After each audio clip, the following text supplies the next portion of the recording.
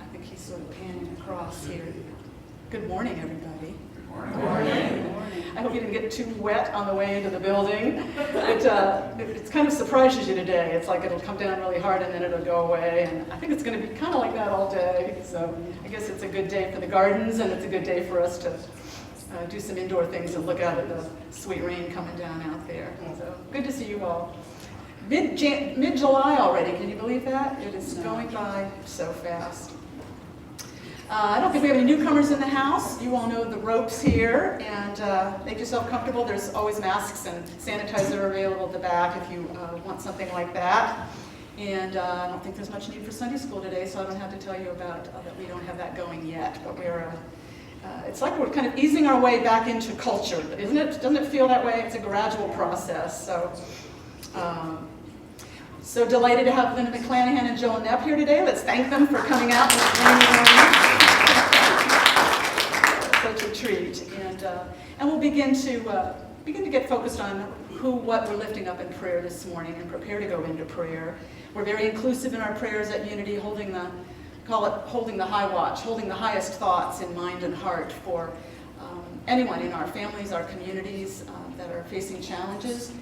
Seeing them thriving, seeing them receiving the support they need, and seeing the healing energy flowing through and around them individually, in our communities, in our world, for all living beings everywhere. So let's begin to think about that. We'll hold each other in prayer and ourselves and living beings everywhere. And Lynda and Joel are going to guide us into song with a prayer with a song called The Face of God, which is a favorite of mine. It's a lovely song.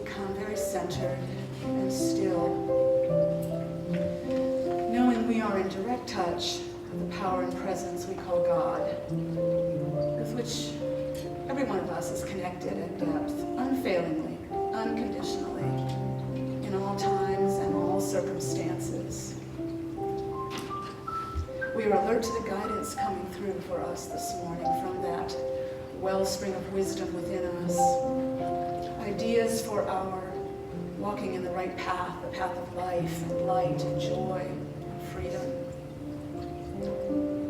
We're aware of the healing energy flowing through us, coming from that deep source within. And we affirm our understanding that that same flow is going on within everyone we know, that healing energy available to us all without restriction, without limit. We remember that peace of God that comes from deep within, that we can call upon at all times, that has gotten us through many challenging circumstances in the past and is doing so now. Whatever we are facing, the peace of God can steady and strengthen us as we move through it. We remember that the power and presence of God in us is an abiding love that is with us always. guiding us in the path of life, responding to the deepest needs of our hearts and minds. So we are alert to that voice, that word from within, that desire of God in us for all goodness and all truth, all love.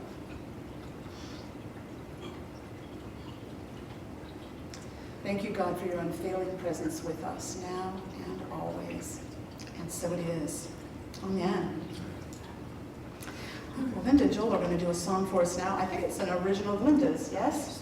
She can tell you about that. I think she calls it "We Come to the Place of the Heart, in the Heart of the Heart." Yes. I wrote it many years ago. All right. Joel found it by accident.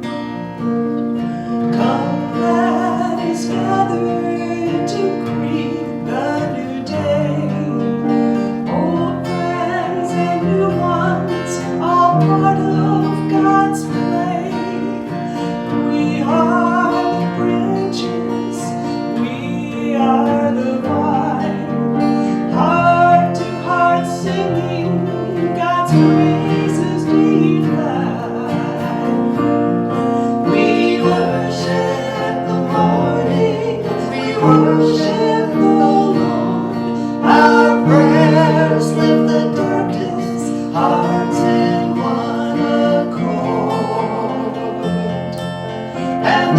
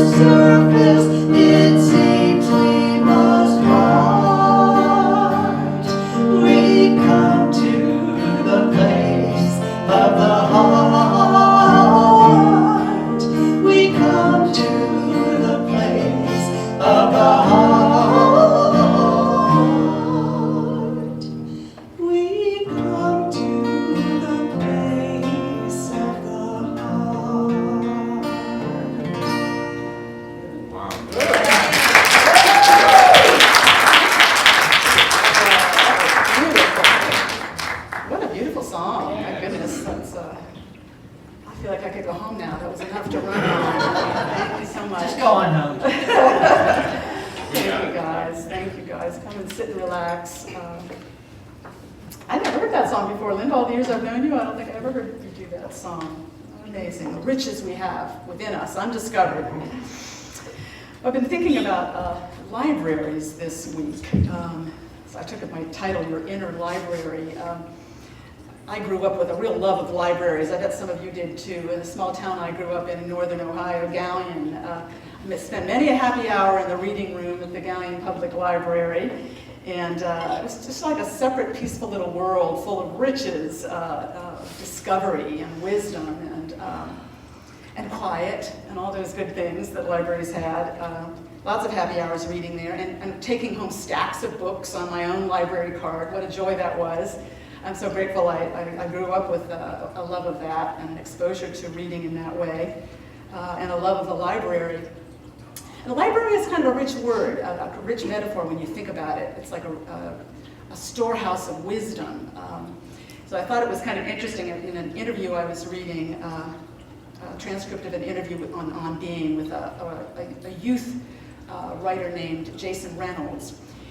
He was talking about libraries in a way, and he said he was interested to learn that in Senegal, the country Senegal, when an elder dies, they will say a library has burned. And it's that idea, all that wisdom, all those stories that we were blessed by and could learn so much from are gone now. And it's a wonderful recognition of the riches we have within us, everyone, and how valuable they are, and how we need to share them with one another, and how we need to be open to receiving them from each other all through our lives. Because they become a part of our inner library, every one of us. The stories we've heard, they guide us through our days. We all have an inner library, every one of us, and it's full of stories. There's an author by the name of Sam Keen who describes human being as the narrative animals. The narrative animals. We live by stories. Stories we've learned that taught us how to live, what our values are, what our priorities are, how to get things done, how to interact with other people, what to expect from life. We've got all kinds of stories like that in our heads.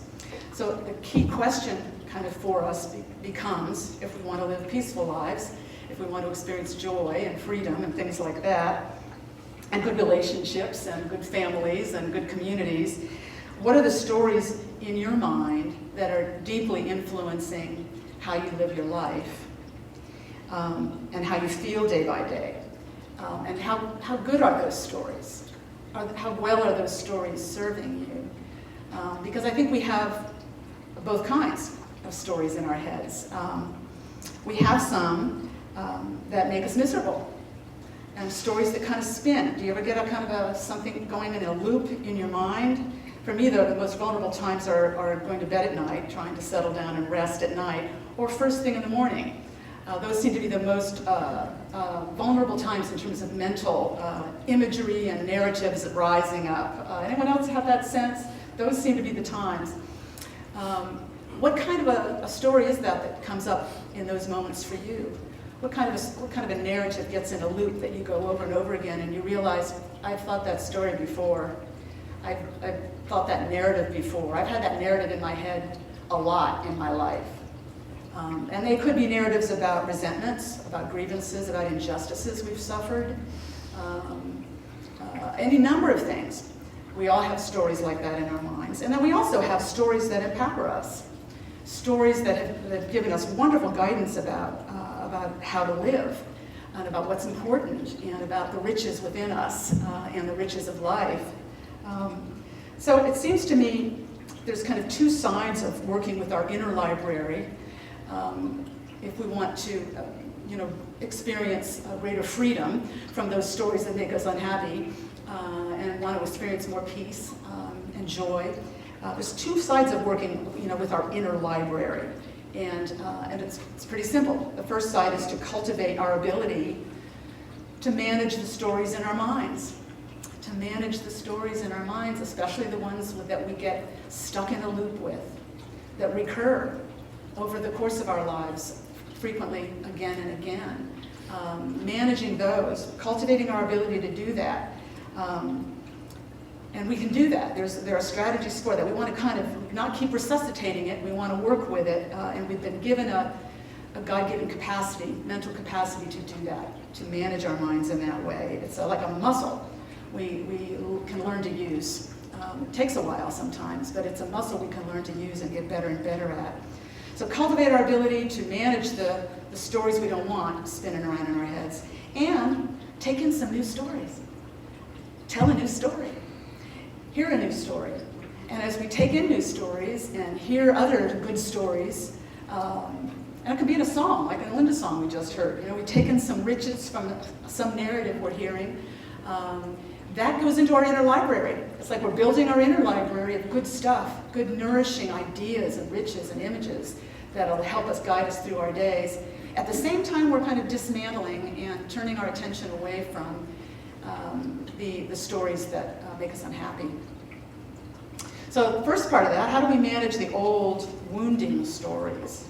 How do we develop that capacity?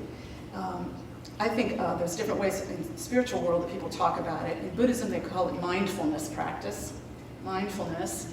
In the States, they often talk about that as insight meditation. But it's the idea that you become much more conscious of what's coming up in your mind. And it'll be a part of the meditation practice. You'll sit down in meditation, and as soon as your mind moves to something, you track it. Planning dinner again, thinking about that old boyfriend again. Okay, back, and you come back to the breath. Again, always with humor and expansiveness. Chogyam Trungpa Rinpoche said, always with humor and expansiveness, never with judgment. But you kind of bring your mind back to the breath, or the candle, or the image of your guru, or whatever it is you're focusing on. And what you're learning as you do that, people think, well, my mind wanders, so I can't do it. But the wandering mind is what we're working with. That's part of the process. So we wanted, and it's very helpful to begin to track where your mind, your particular mind wanders. Oh, it wandered again to this story. It wandered again to this narrative. It wandered again to this anger, or this resentment, or this guilt, or this regret, or whatever it is. My mind wandered there again, and you bring it back. As you do that, you're building this muscle, this ability to manage your mind, and to recognize it's gone there again, back to the breath. It's gone there again, back to the breath. It's a muscle, like building a physical muscle, except in terms of what the benefits from it, you get a lot more than the ability to pump up a heavier barbell. You get an ability to move yourself toward greater peace progressively, and to stop the wandering mind from dragging you down a trail of misery. And we've all been down that trail a time or two, haven't we? We're in the grip of something that makes us very unhappy. And it's very, very often not something we can do anything about. It's something gone, or something that's never happened, but our mind is there, and it's almost like we're living there. Our bodies will feel that. Our autonomic nervous systems will feel that quite vividly. So what a gift to ourselves if we can begin to manage that muscle as we become aware of where our minds are going. Because often we don't want to think about it. Our minds just go off, and we really don't want to think about where our minds are going. So we're not tracking that pattern. We're not tracking the narrative we're stuck with somewhere inside. And as we become more conscious of it, its grip on us gets released. So in mindfulness practice, the key idea is, sort of that this is based on, is the idea that our greatest suffering in life is very often caused not by the inevitable pains of life, like loss, like a loved one dying, or like going through an illness, or something like that. But from the stories we create around things that happen that we never let go of. And there's a lot to that. It's something to reflect on. There are things that happen in life, like having to say goodbye to a loved one who dies before you. There are certain things that happen in life that are part of the inevitable pain of life. On the other hand, there's a whole lot of suffering we put on ourselves by continuing to tell that story again and again and again, and not being able to let it go. And I think we've all done that on different occasions in our lives. So that's how the idea, that's how we build this mind managing muscle through insight meditation, through becoming aware of where our minds are going repeatedly. It's a work of becoming more conscious of our minds, so that we're less enslaved to them, so that we can manage them a little bit better. Not something that happens overnight, but it's definitely something we can progress with. So while we're doing that then, we're also taking in news stories. We want to tell a news story. We want to gather up. We want to hear news stories. And there's so many ways we can tell news stories and remember news stories, inner stories to build our inner library with. We all grew up on stories, good ones, bad ones. We could all share some of the most inspiring stories we heard maybe in our family backgrounds. I just thought of, there's so many in all of our minds that are part of our inner library. They're like classic texts that we've had with us all through our lives.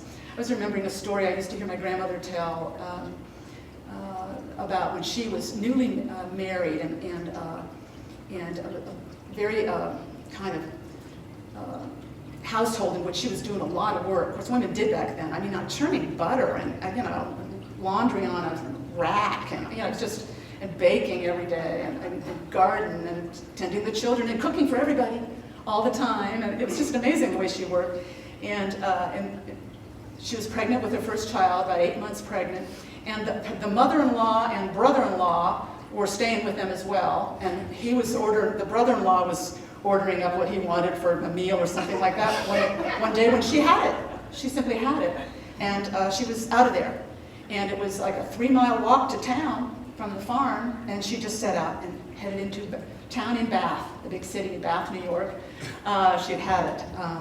And my grandfather went after her, and they had a talk, and things changed after that. And she was back home, and the brother-in-law was put in his proper place, not ordering her around, and he helped out to lighten the load on what was on her. That was an empowering story to hear when I was a girl growing up.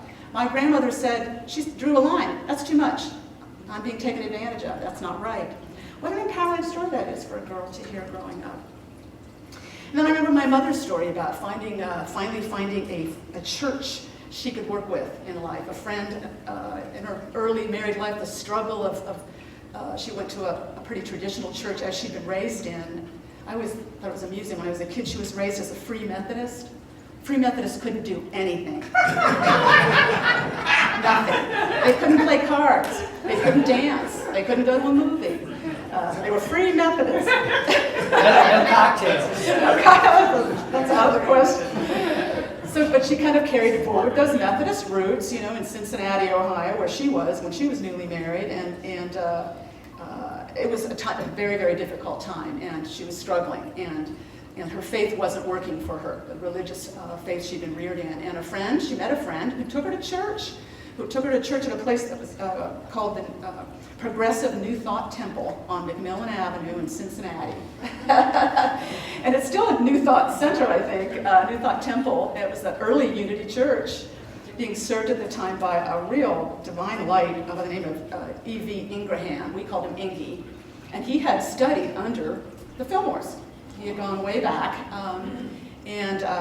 She walked into that church, and she had that experience so many people talk about when you go into a church and it feels like, finally I'm hearing the truth. Finally I feel at home. Finally I feel like this is a place where people understand me and I understand what they're saying up there. And there's no condemnation or judgment or sinner talk, which she had way too much of in her life. It changed her life completely and gave her a spiritual foundation to live from that served her throughout her life and was a great gift to us. Myself, my sister, who was a Unity minister for a number of years in California, and my brother, who's listening in from Colorado this morning. Hey, Greg and Janet. We picked them up. So we have these stories, every one of us, in our minds, right? Stories we hark back to sometimes. They just arise when we need them somehow. It's kind of like the way you go into a bookstore or something, and all of a sudden you find a book, or a book kind of springs out at you.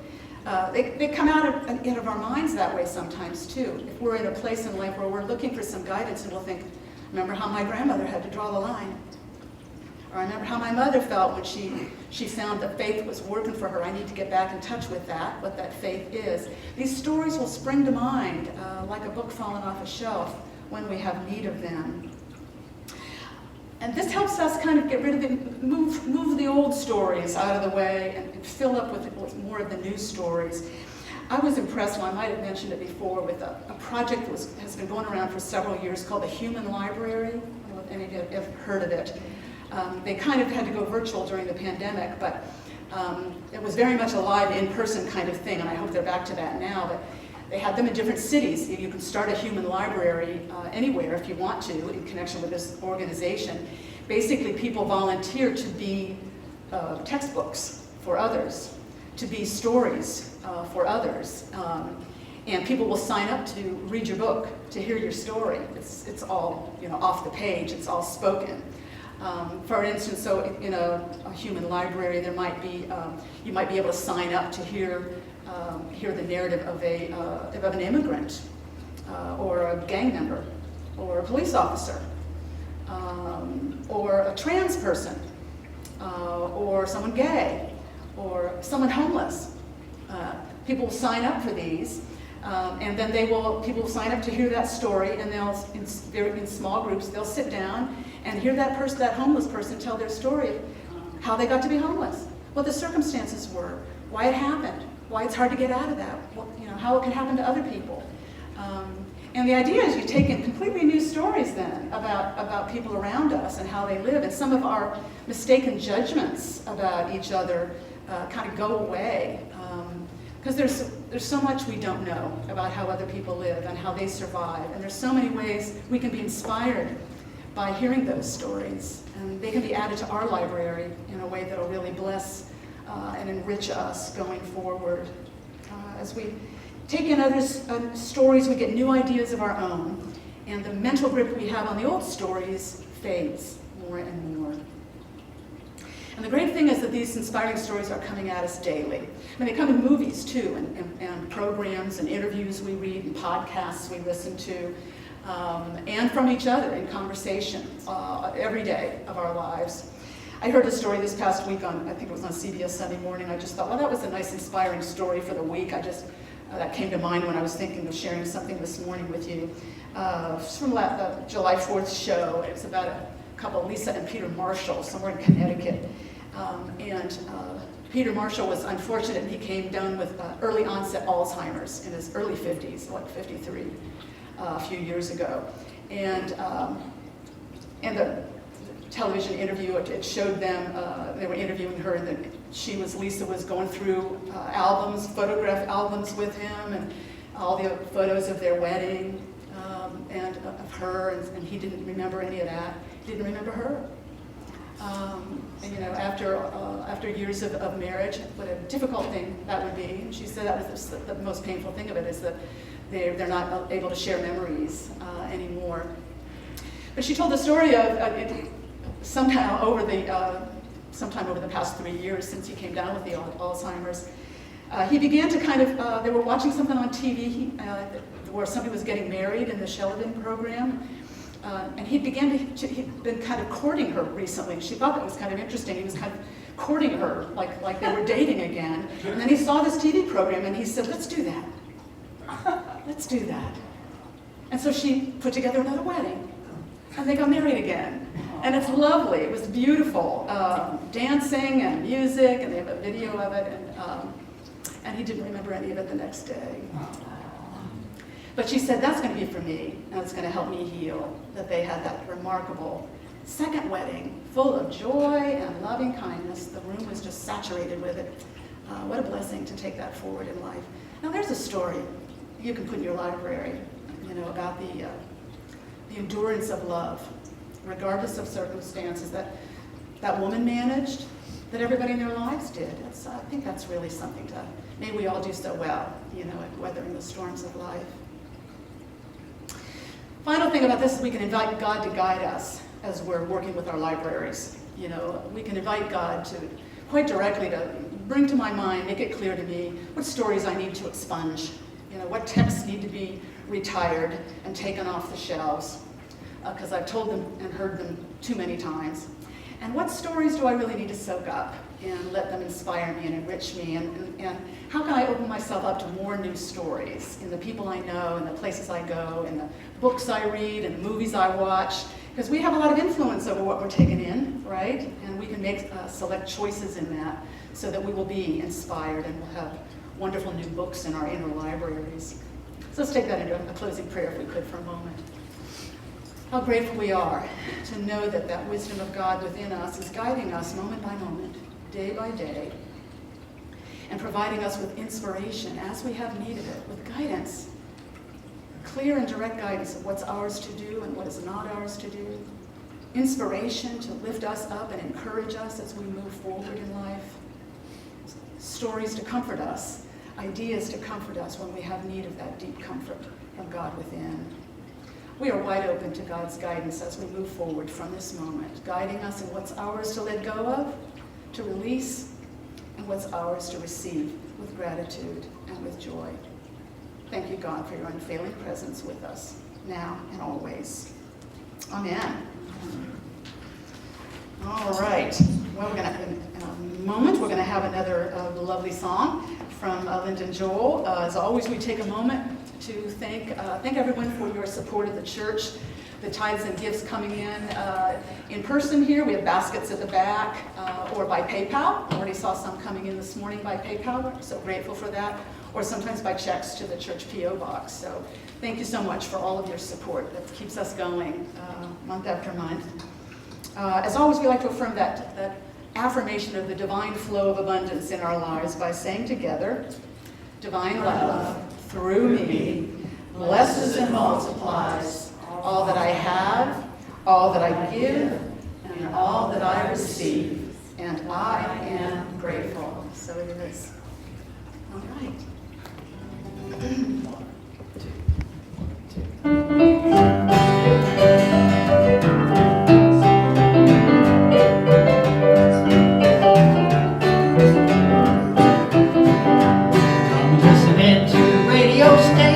Where the mighty hosts of heaven sing. Turn the radio on. Turn the radio on. Turn the radio on. Turn the radio on. If you want to hear the songs of Zion coming from the land of endless spring, get in touch with God. Turn your radio on. Turn your radio on. Turn your radio on. And listen to the music in the air. Turn your radio on. Turn your radio on. Heaven's glory. Turn the lights down low. Turn the lights down low. And listen to the Master's radio. Get in touch with God. Turn your radio on.